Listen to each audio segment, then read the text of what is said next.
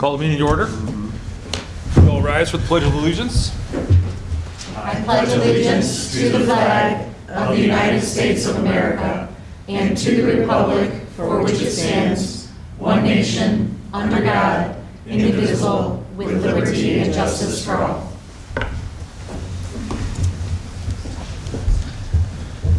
Thank you. Can we get a roll call? Yes. Wondergen. Here. Klein. Here. Steffes. Here. Gardine. Here. Palmer. Here. Tahan. And Highborn. Here.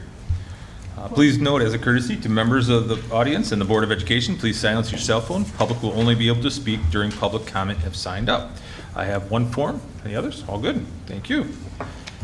Sorry, Barb, I didn't mean to cut you off. No, we're good. We're good. Can I get an approval of the agenda? Can I get a motion? So moved. All those in favor? Yes. Opposed? Motion passes. All right, reports agenda. Start off, Mr. Steffes. Well, not a whole lot to add. Sad football game ending with Hudsonville, as we were discussing prior to the meeting, so that kind of stunk. But good volleyball banquet. Unfortunately, I wasn't able to attend, but I heard it was a really nice banquet. Good. So that's Great. all I have. Thank you. Amy. I was able to go to the play this last Saturday, and as I was talking to Jeff, that play made me cry several times. The acting was just, we have the most talented kids, and it's just great to see it. It was a really cool performance where it was all projector, so there weren't sets being moved in and out, but they did move like stools and things to make them look like different props, and it was so well done. And so props, not to be punny, but props to the theater crew. So that was amazing. And then hockey season has started, which is near and dear to my heart, obviously. And we've had two mercies, so 8-0 for our first two games. And we have reintroduced live national anthem. Mrs. Niviata, I reached out to her and I said, we haven't had live music for maybe almost a decade, and she filled up every home game in a day. Aww. And so that middle school choir program deserves a lot of recognition. Roger came and took a picture with our first singer. She did a great job. It was a very special night. We had Winnie the Pooch, which is our bulldog, that came out, and the energy and excitement for this is really exciting. And having that live music is just, it's lovely. It's wonderful. Even Joel was like, "Oh, I'm so glad we have it." So Joel brought his granddaughter. It was kind of cute. So she was not the bulldog, by the way. So that's what I've got. Thank you. Bob. So a few weeks ago, a House Bill 6068 was introduced on, their goal is to overhaul the sex education curriculum for Michigan. And I do not have a positive stance on this. I'm just going to list some of the things that I have found, and that is passing around. The new proposed curriculum, now it just went to committee, so hopefully it dies in committee. It removes requirements that schools teach abstinence. It removes language teaching about healthy social and economic aspects of family life and replacing it with just sexual health. So the whole sexual health piece, as that they define that, we've had what we currently have for decades. My question to the legislature is, who's asking for this? Because I'd like to know who's asking for it. It removes the requirement for clergy to be part of the sex ed advisory boards. It repeals prohibitive language so that schools can distribute family planning drugs and devices without parental consent. Major no-no for me. It requires curriculum be inclusive and diverse, gender expression, gender identity, and sexual orientation. And again, that's a big no-no for me. It also adds a new requirement of bodily autonomy, which essentially is it takes and removes parental consent. Which now it's elective, right? If you take the class, parents have to exclude. It's not an automatic permission to get in, but I'm just not happy with where it's going. So from my perspective, I would love parents to get a hold of Fitzgerald or Grandville, House Bill 6068, and talk to their offices and get more information. And again, hopefully it dies. Okay. It is, and I wouldn't say this publicly unless I was pretty confident. I'm hearing, I was in a legislative discussion today, and here it is going to die. Good. Doesn't hurt for people to hear from people, but I have heard that today. So With it? I'm pretty confident that it will. It's lame duck time. Correct. And if it were going to pass, it would pass during lame duck time, and I'm hearing it's not going to. Good. My biggest concern originally when I heard about this 3 weeks ago was they would go right to the floor with it and it wouldn't go in committee. Because I would assume by the time it gets in committee, so again, I think contacting your legislature anyway is a good thing to let them know their preferences. That's all Can I have. piggyback on that too? I was in that same meeting today. I wanted to hear what was going on with lame duck. Exactly what you said is what they said, and what you said, some of that is what they also said. There are a lot of different things that they are going to hopefully move forward with. They're hoping to move forward during the lame duck session, so I have all 8 of them written down, if you would like to see what they are trying to push through. There were several that they talked about that they said there's no way it could happen in this time period. Okay. So, Good. Anything else? No. All right, thank you. Kim? Just want to say congratulations to the marching band again. Went to the state finals, saw them, lots of our other communities as well. Just a great day in Detroit, seeing them shine and do their best, and they did a great job. It was a very impressive show. Of course, sad ending to the football season, but also a really great ending too. Like they did well, and I want to reflect not just on the players, but on the parents that are involved in the program. My next door neighbor and I were chatting in the driveway. We have a shared driveway, and she was out there pulling giant bread baskets out of the back of her car. I said, "What you doing?" She was, "More football dinners," And it just brought me back. My son's been out of football for a couple of years, and I'm just like, "Yeah, that's a lot of work." She goes, "Yep, every week I cook for, 100 people and bring it all in, and just that's what our community is about." It's a good example of how all these things happen. It's a collective effort to have every kid feel included and fed and have the opportunity to be a part of something. So I really appreciate that. And I also want to say congratulations to our robotics program. I love the update about pulling it into our curriculum, which has been a goal. Even though they're in our building, we operate separately. They're a nonprofit, but having that curriculum pull forward and seeing it actually during the school day is phenomenal. But also to the program that is the after-school program for qualifying to go to Dallas for the drone program as well. That's a big accomplishment. There's not a lot of schools that do that. We have a whole facility for it, and it's great to see that being pulled in every direction and see them getting honored as they continuously do. For their efforts here. And for folks who don't know a lot about it, the great thing is our kids do the whole thing. Some places hire engineers to help students. They hire kits. Ours tool the entire thing. They have a CNC machine. They build, design, and put it all together, and it's hard. And I've been talking a lot to my son that's in college, and he regrets the years he didn't do it. He said it was great. He wishes that he could be back and help them with things all the time if he lived closer. So been encouraging him to get involved in a program in Traverse City instead. So just a lifelong impact. So thanks to that program. Cool. Thank you. All right. Barb? Well, I first wanted to congratulate Jason and Sally for their win of the school board election, and also to thank Sean and Mary and all of you for running. You know, it's not the easiest thing to do, and it can cause you some grief sometimes too. You know, it's different than when I ran. Fortunately, I didn't have all the political stuff behind it, so I know it's hard, but I appreciate that all the energy that you did and talk to people, everybody, all four of the candidates. Really appreciate their putting their hat in the ring. So that's really important.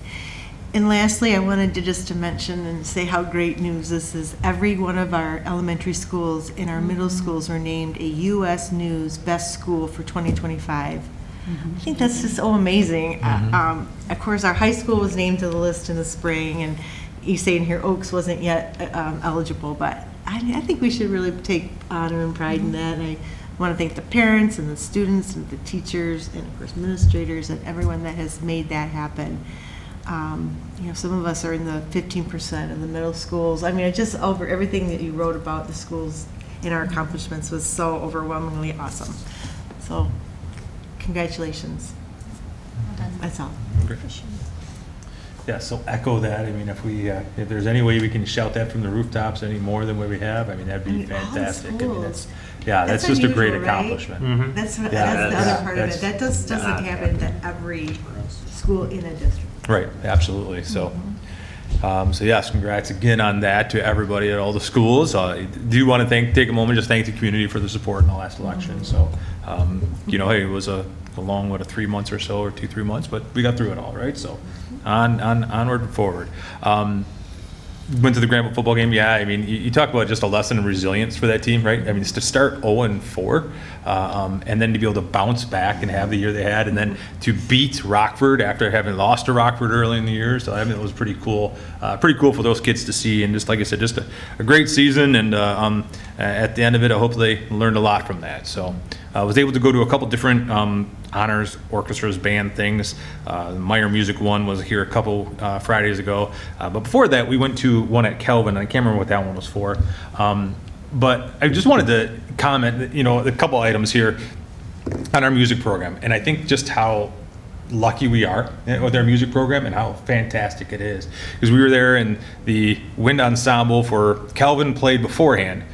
And listening to them, and I look at my wife, I'm like, our high school is better than this, right? And here's a college, a university's, you know, band program, and our high school is better than this, right? And it was kind of eye-opening. And then we were on a college visit, and the college is offering some scholarship money for musicians, for people to come and, you know, just play music or in their band, right? You didn't have to major in music, whatever. And my son, who was, you know, probably maybe a little bit above average trombone player, but not the greatest by far, or even the students we have here at Grandville.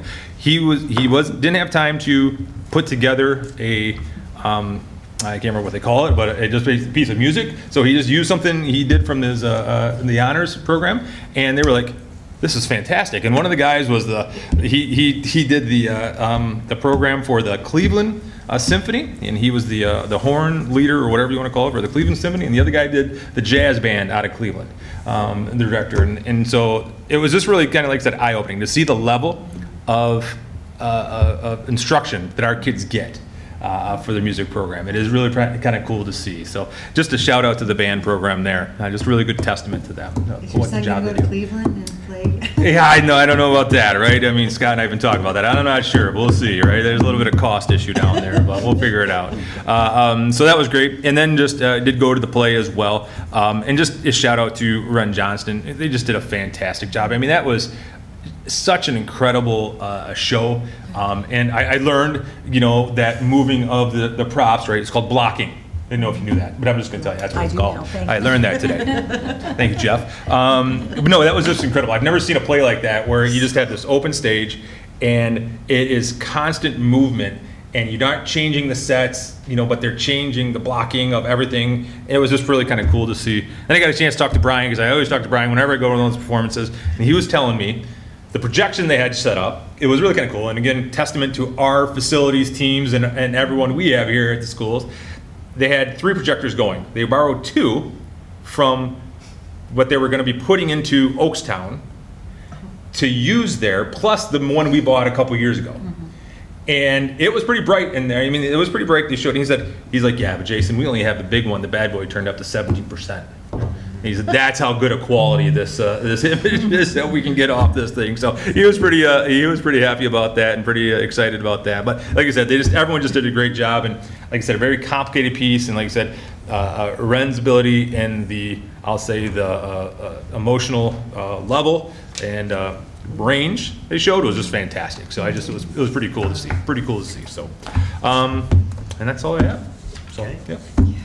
A lot of great things happening. Thanks for mentioning so many things, whether it's the arts, athletics, just so many things taking place there. As Amy mentioned, attended hockey Friday night. Our hockey team did really well.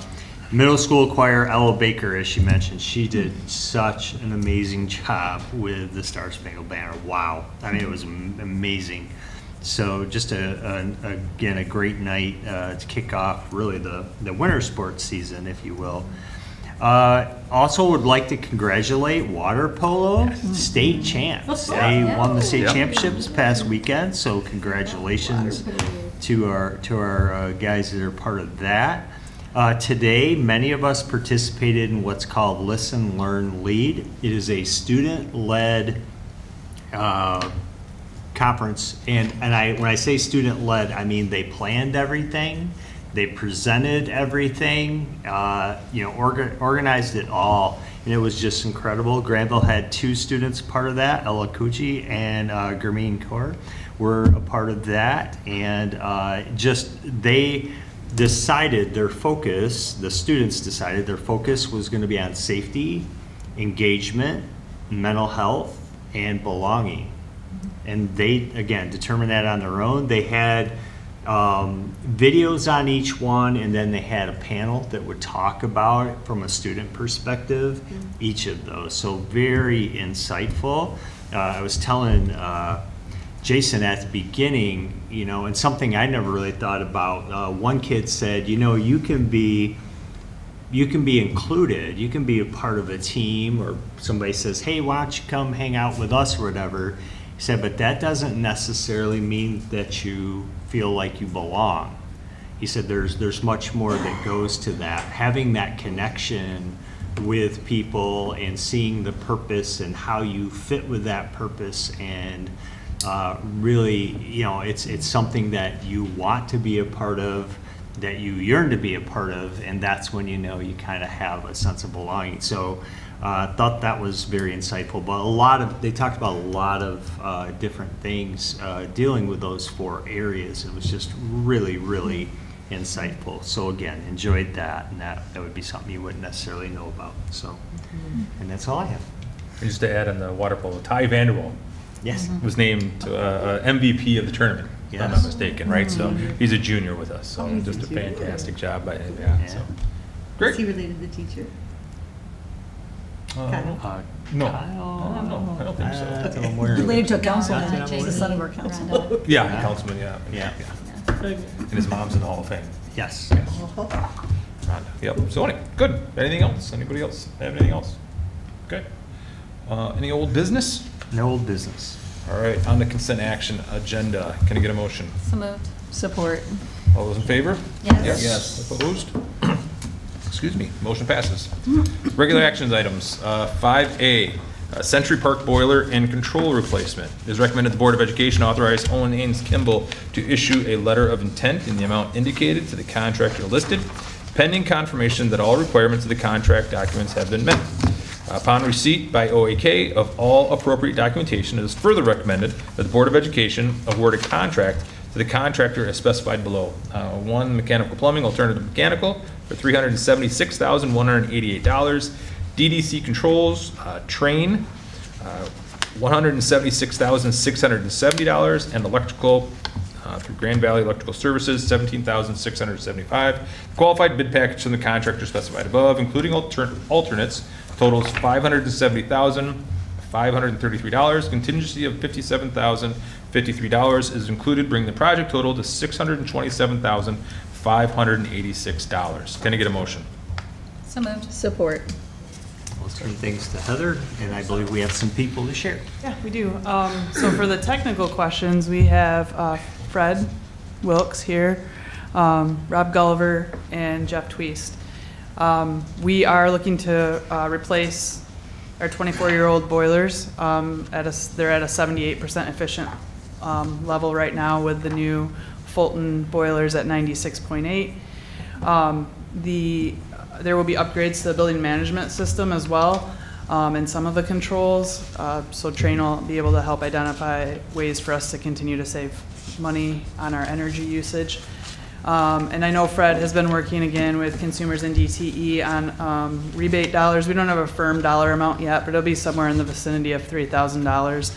I know it seems a little light compared to what we've brought you before in the past, but a lot of that has to do with the amount of the controls that are being replaced or have already been replaced. So.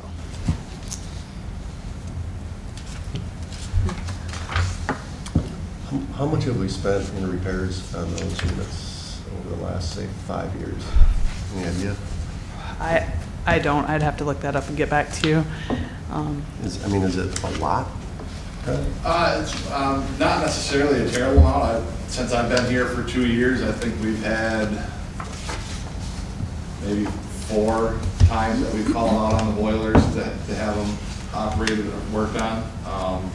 We've had quite a few issues with the pumping of the boilers, right? The hydronic pumping. And we've spent $10,000 to $15,000 on replacing parts on that. Yeah. Roughly. More so it's the energy efficiency, right? They're 78% efficient. They just eat energy. What's the projected savings on that then? Yeah, On a that's yearly great. basis? I didn't get that number. You can see that the new boilers are 96.8% efficient. I could get that number for you though. I don't necessarily have it. I can tell you, as a recovering money pit owner from South Bend, we had a 50% efficient boiler, and we replaced it with like a, what was it, 96%, or even higher. We went from like $3,000 a month to $500 or something. It was crazy. And it was a huge, big old house, but. I think when we upgraded the high school boilers, we had an estimated yearly savings of about $18,000 a year Yeah. for that. So Yeah. it's going to be significant. Okay. What's the typical lifespan of these? Since we're hitting 24, how many years can we get out of it versus how many will we get out of it? About 20 years. Okay. And then, help me. And maybe I'm looking at Rob at this. I'd like to know, so when we first started contracting with OAK, we did it for construction management. Trying to understand, I think we have a qualified staff. Why are we going to OAK to do the bidding and the management on this? Why can't we do it in-house? I think that's a question that I'm confused with, as why this is in the situation it is. Help me. That's why I'm looking at you, Rob. How is that, could we have done this in-house? Should we have done it in-house? I don't necessarily think that we could have done it in-house. There's a lot to it. There's a lot of paperwork. There's a lot of rules. I don't know all of those rules. Even just Right. following code. I Yeah. mean, that's, Well, GMB could still do the engineering of the project, right? And set the specs. Yeah. And then you would put them out to the individual that's mechanical, electrical, plumbing. Yep. And gather we'd have those to go there and yourself. manage it every day to make sure they're doing what they're supposed to be doing and doing it properly. I guess it just depends on where you want somebody to spend their time at, realistically, right? Do you want me at that job site every single day, making sure they're doing exactly what they're supposed to be doing all of the time? Or do you want me to continue to push the district forward with the new projects and keeping us moving in the right direction? Depends on what the new project is. I guess you're gonna weigh that back and forth. I guess for Yeah. me, all right, we brought OAK in 13 years ago, maybe? Around that time? You know what I'm saying? It's all great. Construction's slowing down, right? That's why I'm trying to get a feel for, because if memory serves me correctly, prior to OAK, we didn't use a construction manager to do this stuff. Yeah. So I'm trying to understand it. I mean, you know me. Heather looked at me very first. She knew I was gonna ask a question. I let somebody else try and answer the Yeah, question I'd have to first. go back and look at that though, because and granted, that's well before my time here too, but ever since I've been here, we have had individuals that we contract with to make sure that we are following the rules and have the things in place that we need to maintain and have in place. Have we bid out things like audit? Yes. Legal? Yes. But I look at that slightly differently than the size of the district and the facilities that we have and the amount of staff that we have as well, so. They also have a good pulse on what projects cost, right? Mhm. They Oh, obviously. They're involved in so many, and they also have a good pulse on what crews and what people do good work and help advise us in that situation. I mean, to be 100% honest with you, 2 months in to, 3 months into doing the director of operations for Grandville Public Schools, I'm not ready to take, and just to be 100% honest with you, I wouldn't be comfortable with taking out a full-on boiler replacement bid with controls and electrical, and it's just, I'm not there yet, right? Like we're gonna introduce another one that I've worked on by myself that OAK isn't involved in, but something that big. Let me help you with a different perspective, right? I'm trying to draw you into my frame of mind. No, I get it. So we now have a contractor he's our Mr. Roof, right? Whenever we want to do anything with a roof, don't we already have a contract? Or we have an agreement with a local provider that's going to tell us, didn't we do this like 4 years ago? No, we didn't renew that. Yeah. We had somebody at that time. Right. Burner, I believe you're talking Correct. about. Yep. But we didn't renew that. Issues? Okay. I think what you need to, if there's something we can do on our own and know we have the background, the expertise and can do it well, we're going to do it. If we do not have that background, expertise in that big picture, then we're going to have somebody, we're going to recommend somebody helps us with that, because like Fred said, you better know what you're doing with situations like that, because if you don't, you're going to spend a whole bunch of money and be in a whole heap of trouble of something not functioning the way you want it to. If we have OAK as a contractor to support us with something as complex as boiler systems, it's because we don't feel comfortable or confident with that. Period. Do you understand why I'm asking these questions? Because my whole thing is, if I'm going to make a decision, and typically when something like this comes, we typically make something, it's over $500,000. That's a lot of money.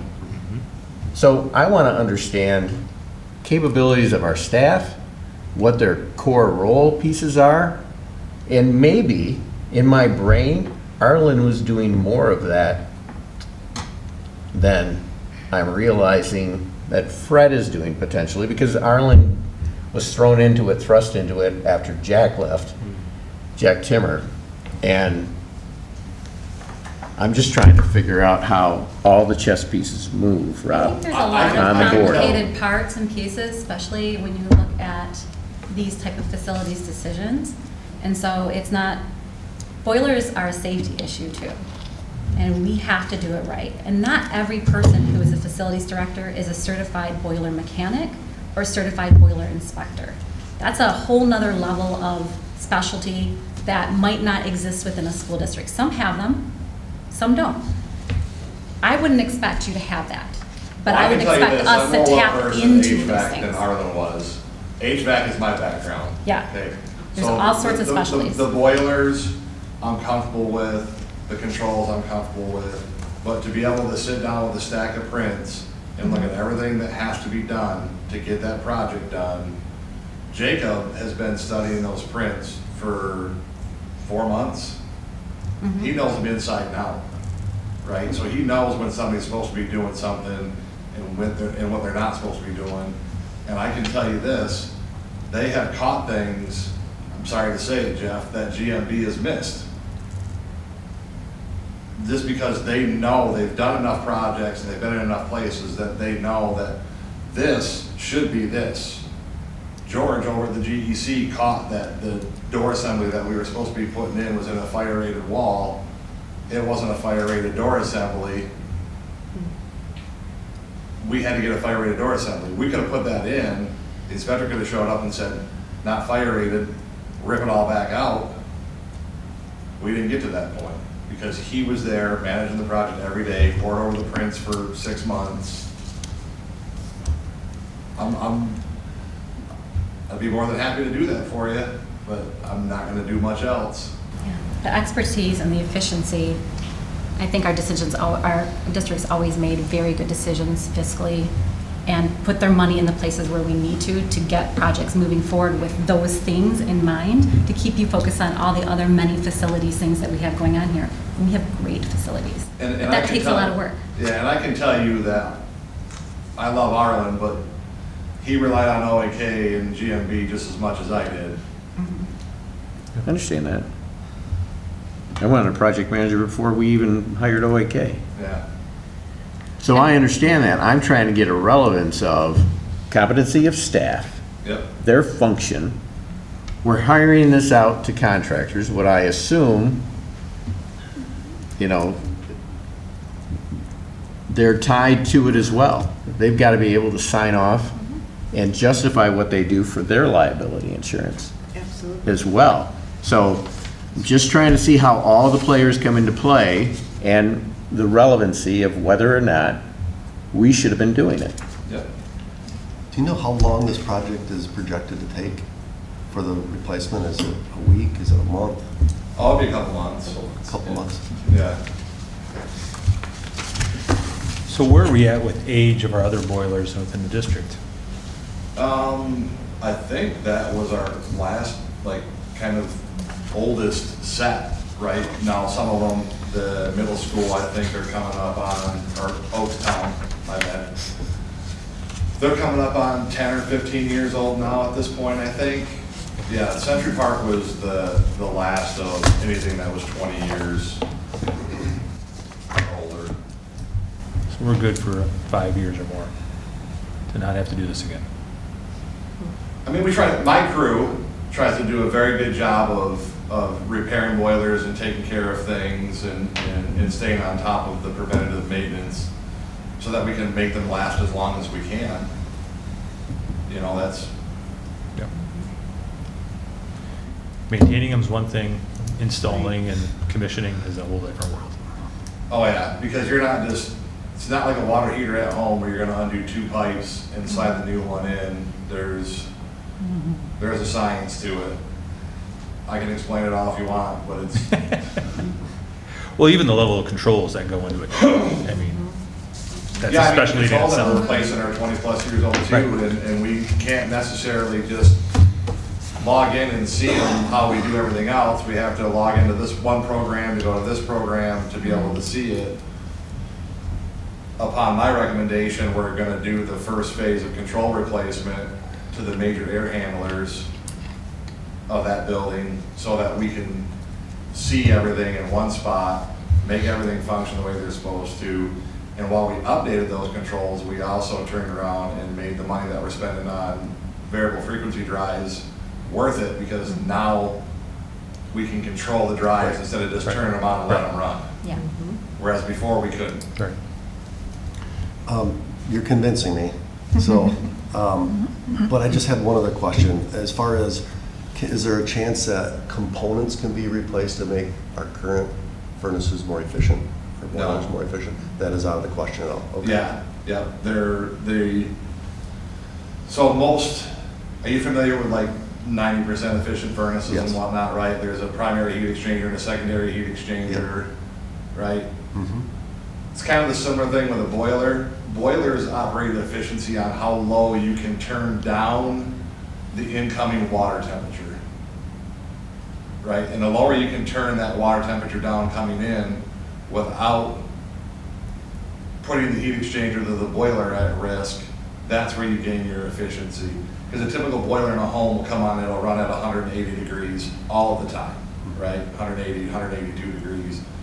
These new boilers, with the programming and the controls, the Fultons, I believe, you can set back to 100, 140 some degrees. That, dropping that 40 degrees is huge as far as the energy savings, right? And it's just, it's more of, you take an old cast iron boiler and try to turn it down to 40 degrees, you're gonna crack the cast iron, right? Makes sense. So there's no efficiency there. You gotta keep them at that level.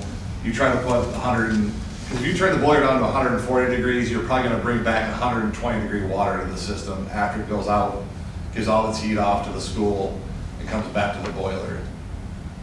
That can cause a lot of problems with condensate on all of your controls in the boiler, your flame sensors, your spark igniters. It'll just start to rust and you'll be in a bad spot. You had me at controllers. Thank you for the explanation, though. So I appreciate the conversation, I appreciate this. Yeah. We have been in a construction mode, from my opinion, a long time. And now that we're exiting it, I'm more than likely to ask questions like this as we go forward. Oh, absolutely. Yeah. 'Cause- I love Rob, but we don't need him for every project. And I understand that, but, you know, construction, whole construction is something, no one's gonna stick their head in there, because that's like, let it go, because you're gonna try and micromanage something. This is a specific project, and now I know. So I appreciate the knowledge, I appreciate the discussion. Thank you for the questions. You always get them, Fred. I appreciate it, Bob. Any other questions? All right, we do a roll call vote. Okay. Klein? Yes. Stefas? Yes. Gardine? Yes. Palmer, yes. Wondergen? Yes. Highborn? Yes. Motion passes. Thank you. All right. On to 5B, the high school cooling tower repair. It is recommended the Board of Education authorize Hendricks to perform emergency repair work on the high school cooling tower in the amount of $55,350. Can I get a motion? So moved. Support. Sure, so I'll turn this one over to Fred, again too, but at the end of September, early October, when we had those really, really hot days, we noticed the tower was leaking and the building was not able to keep up with the demands to cool it. So that is the reason we're bringing this to you. I do call it an emergency because we do need it up and running for this spring, once it starts to get warm again and they start to turn that back on, so. You have anything else you want to add, or? No, like Heather said, it was really struggling to keep up on those hot 90+ degree days, and we discovered that there was issues with the water leaking out of it, there was issues with the distribution piping, the nozzles were plugged. Dustin and another guy from the crew jumped in there and tried to unplug most of the nozzles, which helped get us through, but we had an expert from Pico/Hedrick come out and look at it and say, because we were questioning him, you know, is it time to replace it? What do we do? And he gave us a suggestion for this rehab work of, they'll jump in there, they'll grind out all the reservoirs, get it back to bare metal, epoxy it, clean up the leaks, which costs us money, right? Because it's city water running out on the ground that we pay for. And rehab the distribution nozzles and piping to get more optimum performance out of the tower itself. And they'll perform that work over the winter. They'll throw a big tent over it and put heaters in it and get it done. And we'll get another 10 to 15 years out of the cooling tower. Well, number one, thanks for telling us how long it's gonna last. Yeah. 100% confident the repairs are gonna work? Yes. Nice. And Hedrick, are they a preferred vendor in this market? Do we like working with them? Have we worked with them in the past? What's the story on I that? have not personally worked with them. I know the guy himself, Dave Hirth, who used to work for Pico, who works at Hedrick, is like a chiller, he's the chiller expert in the area. They are in the area, so 100% confident in their ability. Nice. Okay. I just had one question on the payment stuff. Did you see that? It's all up front, basically. It's 50% when you order, 40% on shipment, and then 10% upon startup. Is that common? Or is that, is it? Okay, For the Yeah. equipment side of it, yes. okay, Yep. all right. That's everything I had. So question for you in the life of the equipment, right? As we start to continue to get warmer, right? Do we see this as an issue for the systems we have? Is this something we're gonna have to pay closer attention to as we have? Yeah, and Jeff is the mechanical engineer from GMB, and he can attest to this. We're starting to already see a shift of refrigerant availability for units. Right, It yep. was R22, which is Yeah. not produced anymore, it's becoming scarce. We've got a lot of R22 condensing units sitting out here, right? That's all things. And the big, I don't know if I would say it's scary, but the new refrigerant that they're pushing is propane. And For these large scale projects or propane that they're pushing? yeah, and even just the kitchen equipment, right? Like, I come from Fruitport, we got a brand new high school over there. All the serving lines, all the refrigerant in them was propane. Huh. Which there's a lot of hazardous things that happen there Yeah. with propane. You know, it's natural, right? So Yeah. it's less damaging to the environment, but there's a lot more rules and whatnot that, Well, you answered the second part of my question because I just went through and putting a new furnace and air conditioning unit in, and that was the reason why they suggested not to fix the air conditioning unit I had, was because of that exact issue about the R22 or whatever it's called. You know, Yeah. listen, it's going to cost you 3 times as much to put that in as it is Yeah. to, you know, do whatever, right? So stop, just get a new system. So appreciate that. But my other question is, as our temperatures continue to get warmer, right? We have, Yeah. I feel like we're having longer spells of heat into the fall, and we're having, you know, earlier spells of heat in the spring, right? I mean, is that something we have to be concerned about with our units, or is it not really an issue for us? no, I mean, our systems are designed to operate kind of in like, I wouldn't necessarily call it worst case, what would you say? For design days, yeah. Yeah, and, you know, typical days in the state of Michigan, you know, or I shouldn't say typical day, like a 90+ degree day. We don't see those all of the time for months on end, right? So they're designed for that one instance where it could hit 95 for 3 days in a row. So they designed for that particular instance. So I think we're all right there. Okay, good. Definitely can get more energy efficient. You know, and that's kind of where we go when we do these, is looking for the efficiency of it, so. And you'll just keep us in the loop, and when we get to that point, we got to go back and get a new one, because we're at 78%, we want to get back to 96, right? Yep. Fair enough. Okay. Any other questions? All right, we do a roll call. Palmer, yes. Jardine, Yes. Stefas, Yes. Wonderjump, Yes. Klein, Yes. Highward. Yes. Motion passes, thank you. 5C, bus purchase.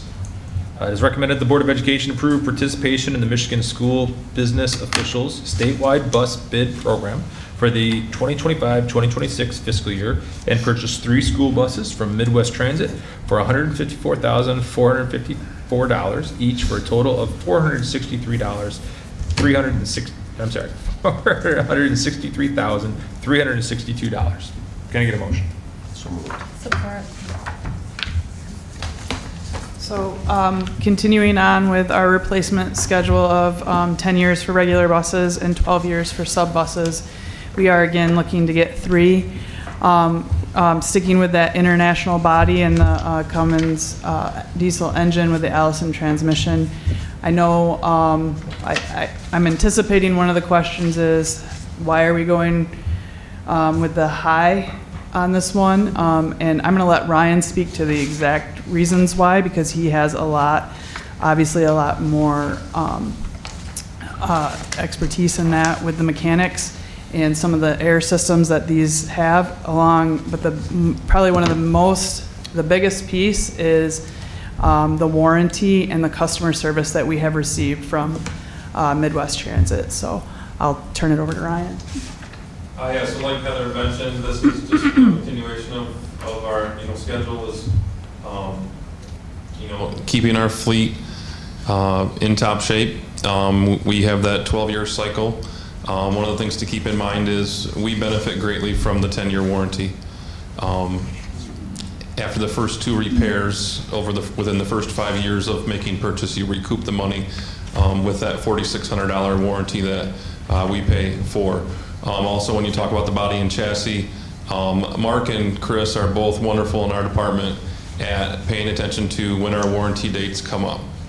And then you're having a visit with your rep 3 or 4 months before warranty comes up to go over and comb through everything that we have and try to pick those things apart that we can get in before the deadline and get those repairs done to extend the life of our buses. One of the biggest benefits to working with Midwest is their warranty flexibility that they have with us and our relationship that we have with them.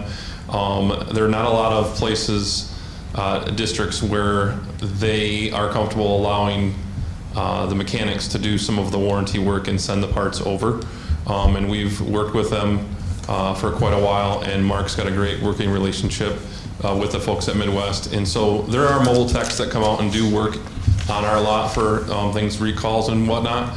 But our buses are not down for long when something comes up because of that relationship, because mobile techs are on site, or if they can't get to us for a week and a half, the parts can be sent to us, or Mark can go pick them up and actually do the work and then submit the paperwork to get the warranty work done. Hoekstra and Holland are 2 good companies that is a little bit more difficult. We've got 8 Bluebirds in our fleet from years and years ago, and the quality of the bus with the Bluebird is not quite the same as what we have with the ICs, and also trying to get some of that work done. And the parts network is also important to keep in mind too. Access to parts, pricing for parts, availability, and then also finding alternative parts as well. Mark and Chris pride themselves on finding the best price for the parts that we're going to be putting on our buses. And when you're looking at labels of, hey, this is a Napa brand, or hey, we're getting this is a Bosch, or there are, sometimes it's not always forthcoming with what you can substitute, but those guys dig down in to find out those things, and they're the guys that are seeing that a set of spark plugs costs $200, but they know that there's alternatives that are $12 a plug, and you're doing it for $68 instead. So really finite details, and they do take a lot of pride in what they do. Another piece to speaking to the cost difference, hydraulic braking for us has been a standard for a very long time here in the district. That is something, that was a decision made long ago that I think was a very intelligent decision, because air brake certification for bus driving is another piece of the certification puzzle when you're trying to get drivers certified. So that's one of the harder endorsements to get with your CDL. And so because we have a hydraulic braking system for all of our buses on our fleet, we don't have to require an air brake endorsement. So there is some additional cost with the hydraulic braking, about $2,000 of the $7,500 difference between the Midwest and then the Hoekstra. So that's part of that equation too. So even though we are paying a little bit more, we've had very good results with what we've got, and we wouldn't make the recommendation if there was not the value, not only now, but then also down the road as well. And another piece to consider is when we auction off buses at the end of the 12-year cycle, one of the things to keep in mind is that we have to stay current with the state bus inspections that happen every year. So when we stretch out the life of a bus, there are repairs that we have to make on buses that don't move very much, that we use for athletics when it gets very busy and field trips and things like that. But we're doing repairs to stay current, so it's costing us a little bit on that back end. So by staying on schedule, and spending the money now, it helps ease those costs on the back end from stretching it out. That was a great explanation. Sure was. Thank you. Thank you for that. Question. Fire away. Okay. Just, you gave me the list, so number one, the engine, transmission, all these things that you're trying to keep that consistent is great. How many years before the Bluebirds are replaced? Before they're on the fleet, I would say we're about 6 years away Okay. from them being completely replaced on the fleet. Okay. And then just out of curiosity, what's the standard gas tank size since we're going up to 100 gallon? So there's a 60 gallon and there's a 100 gallon. Okay. One of the things that we like to have consistent with our fleet is that any of the buses at any time can handle any of the trips that we do for field trips, for the schools, and then athletics as well. So we wanted to stay with that 100 gallon standard. It also reduces the number of times that our drivers are fueling during the week for their regular runs. And we have, in our fleet, we do have some diesel and some gas engines. We've been diesel the past few years because of the ability to have the 100 gallon tank. That was a big piece because a few years back with the gas engines, you were limited to 60 gallons. And so that greatly reduced the range that our buses had, along with some of the constant repairs that were coming with the gas, just because they run hotter than the diesels do. And so they were trying to figure that piece out. So are all our buses diesel then? No, not now. How many are still regular gas? I think it's probably about 12. Okay, all right. About 12. All right. Yep.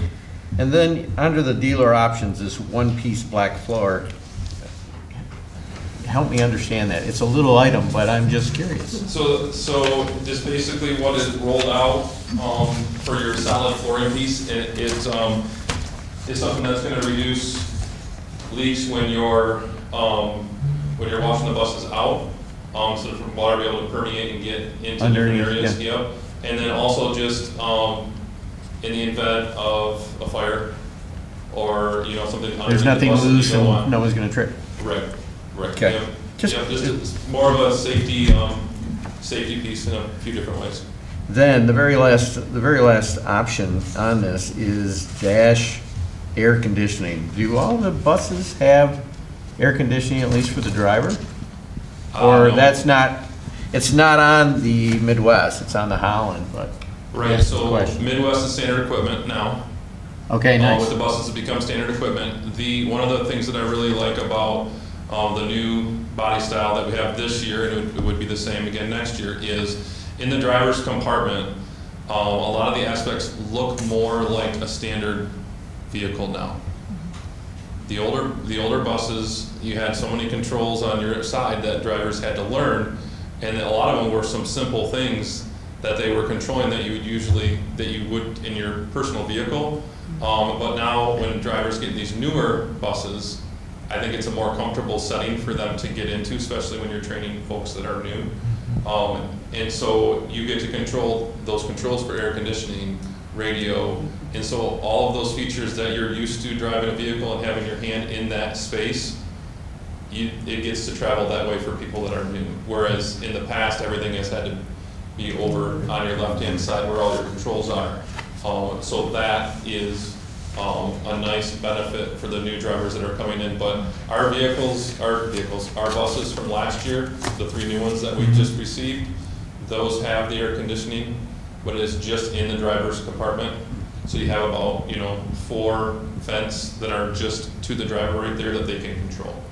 And that's become a standard feature for Midwest, not for all of the lines yet. I think it will probably get there.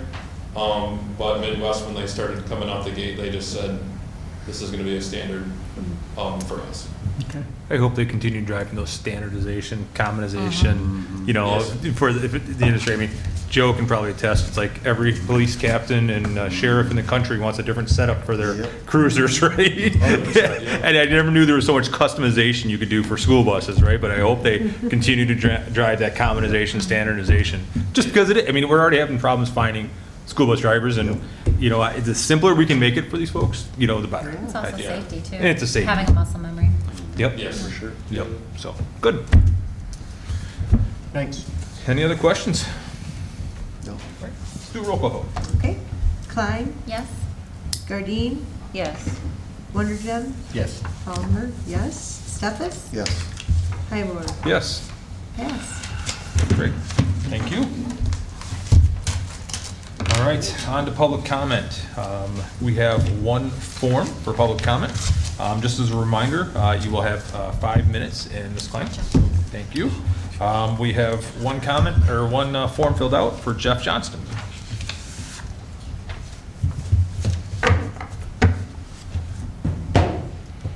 I think I notice something new every time I come into this room. Today it was the portraits of the board members. I appreciate those. I don't know what grade, and I know you're not supposed to respond to me, but good work anyhow. Good evening, members of the board, Grandville friends and neighbors. I have some prepared remarks, or pre-prepared remarks, but I want to respond to something that was said earlier in the meeting. As preface, I want to suggest that support for our district's strategic plan, values, and mission should be a minimum standard for public service on this board. And with that in mind, I was disappointed to hear diversity, which is recognizing and valuing all people, and equity, which is giving every student the support they need when they need it, described as a big no-no. Moving on, I'll just say that, moving on to my prepared remarks, I want to say that this past weekend saw the Grandville High School theater production, as some of you have mentioned, of The Curious Incident of the Dog in the Nighttime. And I hope that many of you were able to see it.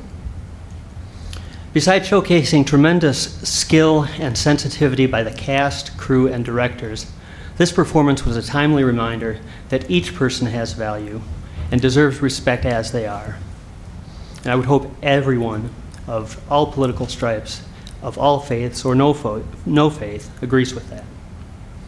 We also, of course, had an election recently. When advancing their agendas, people who have won elections like to say, yeah, elections have consequences. They do. In this election, our country made a clear choice at the national level. The presidential campaign also revolved around some of the same topics that challenge us here in Grandville schools, including issues of gender, sexuality, intellectual freedom, and more.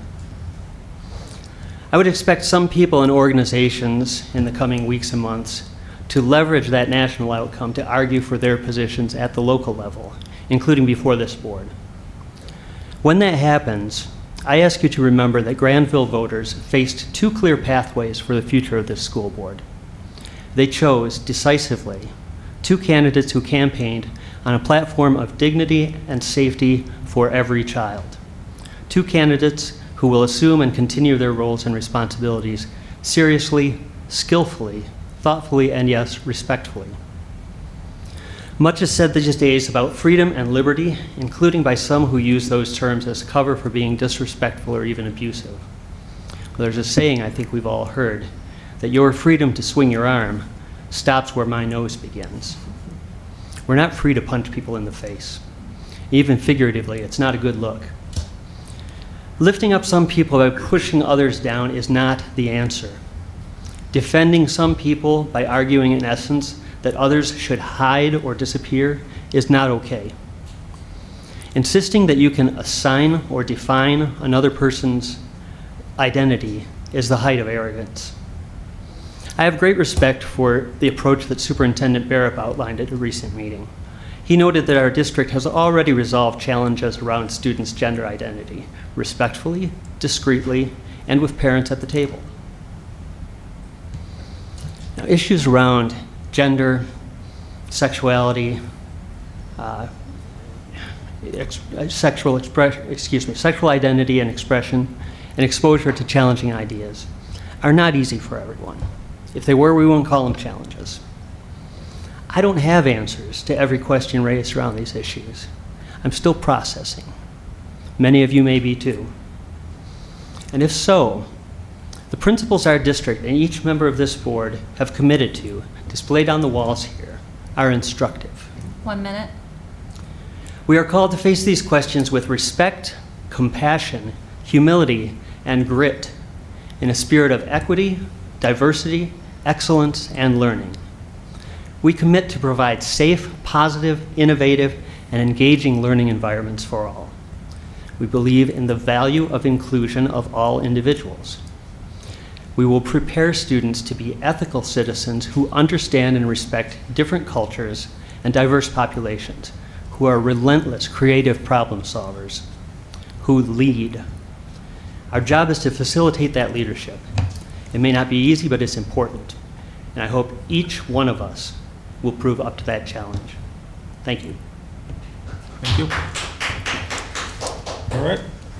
That's no other further comment. That'll be the end of the board meeting. The next workshop board meeting of the Grandville Board of Education will be Monday, December 2nd, 2024 at 7 at the Grandville Administration Building. We are adjourned.